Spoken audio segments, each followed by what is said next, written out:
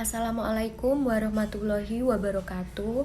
Perkenalkan, nama saya Ventriana Aji Prastiwi dari Program Studi Manajemen Sumber Daya Akuatik Angkatan 2020 dengan NIM 20459 PN 16683. Di sini saya akan menjelaskan jawaban UTS, yaitu antara lain penerapan statistika di bidang pertanian, lalu ada contoh soal, dan juga penerapan distribusi Poisson berdasarkan kelompok kemarin. Untuk yang pertama, yaitu ada rancangan penelitian di bidang perikanan. Saya mengambil contoh, yaitu pengaruh salinitas terhadap pertumbuhan panjang dan berat ikan lele. Nah, di sini ada 5 perlakuan yang berbeda untuk mengetahui pengaruh salinitas tersebut terhadap pertumbuhan panjang dan juga berat ikan lele. Percobaan ini dilakukan selama 1 bulan atau kurang lebih 4 minggu dengan keterangan perlakuan A yaitu salinitas 15%, perlakuan B salinitas 20%, perlakuan C salinitas 30%, dan perlakuan D salinitas 35%. Nah, di sini hanya perlakuan saja yang berbeda, namun untuk jenis pakan, jenis bibit, ataupun jenis wadah semua sama. Setelah dilakukan percobaan selama 1 bulan terhadap ikan lele tersebut, maka dapat diketahui rata-rata pertumbuhan panjang dan berat ikan lele pada setiap perlakuan, yang tentunya menunjukkan hasil yang berbeda-beda. Nah, dari penelitian tersebut dapat disimpulkan atau dapat diketahui bahwa kadar salinitas yang efektif untuk pertumbuhan ikan lele menunjukkan hasil yang berbeda-beda. Nah, dari penelitian tersebut dapat disimpulkan atau dapat diketahui bahwa kadar salinitas yang optimum untuk pertumbuhan ikan lele yang dari penelitian itu mempengaruhi panjang dan beratnya itu pada salinitas 30% atau pada perlakuan C. Dapat diketahui pada tabel berat ikan lele itu terbesar atau paling tinggi itu ada di perlakuan C. Begitupun juga pada panjang ikan lele. Nah, selanjutnya ada variabel random. Variabel random didefinisikan sebagai deskripsi numerik dari hasil suatu percobaan. Variabel random juga merupakan suatu cara untuk memberi harga angka kepada setiap elemen pada ruang sampel. Variabel random merupakan suatu fungsi bernilai real yang harganya ditentukan oleh setiap elemen dalam ruang sampel tersebut. Nah, berdasarkan penelitian atau percobaan yang kita ambil sebelumnya, yaitu pengaruh salinitas terhadap pertumbuhan panjang dan berat ikan lele, maka dapat kita ketahui data yang digunakan termasuk dalam variabel random continue, di mana variabel random continue memiliki kemungkinan nilai yang tak terhingga banyaknya dan untuk ruang sampel continue. Nah, sekarang kita lanjut pada contoh soal ya. Diketahui seorang petani membeli 1000 bibit kangkung dari toko pertanian A dan B. Sebanyak 600 bibit dibeli dari toko A, sedangkan 400 bibit berasal dari toko B. Setelah ditanam, diketahui bahwa sebanyak 60 bibit dari toko A tidak tumbuh dan sebanyak 320 bibit dari toko B tumbuh dengan baik. Selanjutnya, kita buat tabel.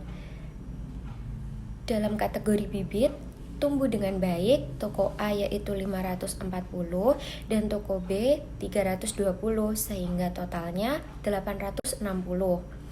Kemudian pada kategori bibit tidak tumbuh, pada toko A yaitu 60, pada toko B 80 sehingga diperoleh total 140. Nah, pada bagian yang paling kanan totalnya kategori bibit tumbuh dengan baik dan tidak tumbuh pada toko A yaitu 600.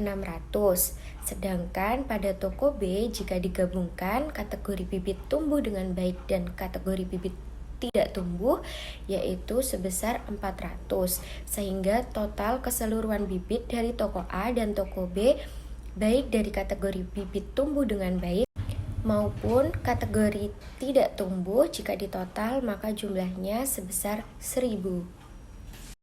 Selanjutnya, pada contoh soal yang pertama, peluang bibit tersebut tumbuh dengan baik, yaitu 860 per 1000, sama dengan 43 per 50 atau 0,86. Kenapa 860? Karena yang diambil adalah kategori bibit tumbuh dengan baik, baik dari toko A maupun toko B, sehingga jika ditotal yaitu 860 dari 1000 bibit. Selanjutnya, pada soal yang kedua, peluang bibit tersebut tidak tumbuh jika sebuah bibit diambil secara acak dari toko B. Maka kita gunakan 80 per 400 sama dengan 1/5 atau 0,2. Kenapa kita menggunakan yang 80? Karena yang diambil adalah sebuah bibit dari toko B dan dari kategori bibit yang tidak tumbuh, maka kita gunakan 80. Kenapa 400? Karena total dari keseluruhan bibit pada toko B yaitu 400.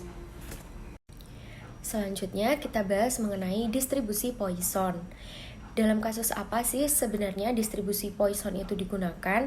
Nah, distribusi Poisson itu digunakan untuk melihat banyaknya suatu kejadian pada suatu interval waktu tertentu. Distribusi Poisson memiliki nilai-nilai bagi suatu variabel random X atau X diskrit, yaitu banyaknya hasil percobaan yang terjadi dalam suatu interval waktu tertentu atau di suatu daerah tertentu. Berdasarkan referensi yang kita pilih dari tugas kelompok mengenai distribusi Poisson kemarin, referensi yang saya pilih yaitu berjudul Composition, Size Distribution, Length Weight Relationship of Sympatric Mood Crab Species atau Scylla and the Case of Presumed Hybrid. Dari referensi tersebut atau dari penelitian tersebut, mengapa menggunakan distribusi Poisson? Karena regresi Poisson menunjukkan bahwa spesies, jenis kelamin, dan periode pengambilan sampel merupakan faktor yang mempengaruhi skala variasi komposisi. Maka dapat diketahui juga variabel random yang digunakan dalam penelitian tersebut yaitu spesies, jenis kelamin, dan periode pengambilan sampel. Berdasarkan penelitian tersebut, regresi Poisson dilakukan untuk memperkirakan frekuensi kepiting bakau berdasarkan spesies, jenis kelamin, dan periode pengambilan sampelnya. Sehingga dapat diketahui spesies dan kelompok dengan jumlah terendah yaitu Scylla serrata, SH2, SH3, dan SH4 dikeluarkan dari analisis karena memiliki jumlah spesies paling rendah. Dengan SH1 sebagai baselin, Scylla paramosain. Scylla tencuberica dan Scylla olivacea menunjukkan hasil dengan peluang tersebut sekian kali lebih mungkin ditangkap. Kemudian, jenis kelamin atau efek seks dan periode pengambilan sampel juga secara signifikan mempengaruhi jumlah kepiting bakau yang ditangkap. Penelitian ini menunjukkan bahwa komposisi spesies simpatrik dari Scylla sangat dipengaruhi oleh jenis kelamin dan pengambilan sampelnya. Sekian presentasi dan penjelasan dari saya. Terima kasih atas perhatiannya. Apabila ada kekurangan, salah kata, atau penjelasan yang kurang mudah dipahami, saya mohon maaf yang sebesar-besarnya.